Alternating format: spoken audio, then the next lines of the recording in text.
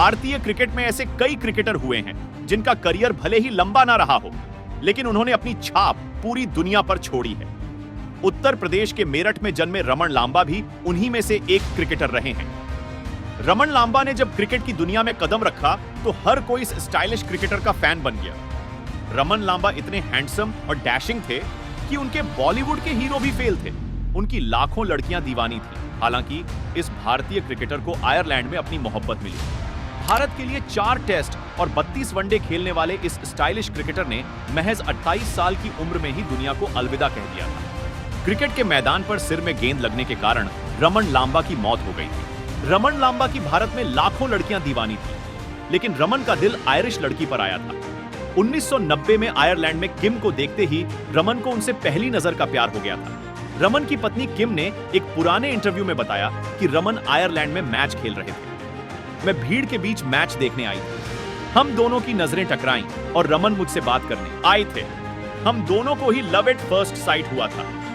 रमन और किम के 2 बच्चे जैस्मीन और कैमरान भी हैं। हालांकि रिपोर्ट्स के मुताबिक रमन की मौत के बाद किम अपने दोनों बच्चों के साथ पोलैंड शिफ्ट हो गई थी। 22 फरवरी 98 का दिन था, जिस दिन भारत के इस सबसे डैशिंग क्रिकेटर ने दुनिया को अलविदा कह दिया था। 22 फरवरी से 2 दिन पहले यानी 20 फरवरी को ढाका में एक क्लब मैच चल रहा था।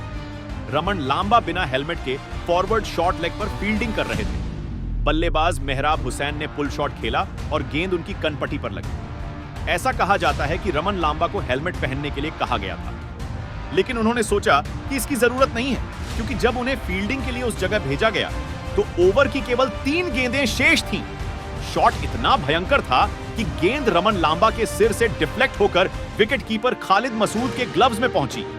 रमन लांबा जमीन पर लेट गए थे और उनके मुंह से एक ही बात निकली थी, मैं तो मर गया यार। बांग्लादेश के पूर्व कप्तान मोहम्मद अमीनुल इस्लाम ने इस घटना को याद करते हुए बताया था, मैंने रमन से पूछा था, बुल्ली इस्लाम का उपनाम बुलबुल है, मैं तो मर गया। हालांकि रमन की चोट ऊपर से दिखाई नहीं दे रही थी, लेकिन यह अंदरूनी तौर पर काफी गंभीर थी। लांबा को आंतरिक रक्तस्राव हुआ और वह कोमा में चले गए। रमन लांबा की बहन दिल्ली से एक न्यूरोसर्जन के साथ बांग्लादेश पहुंची थी, लेकिन सारी कोशिशें बेकार रहीं। 22 फरवरी को उनका वेंटिलेटर हटा दिया और रमन लांबा को मृत घोषित कर दिया गया।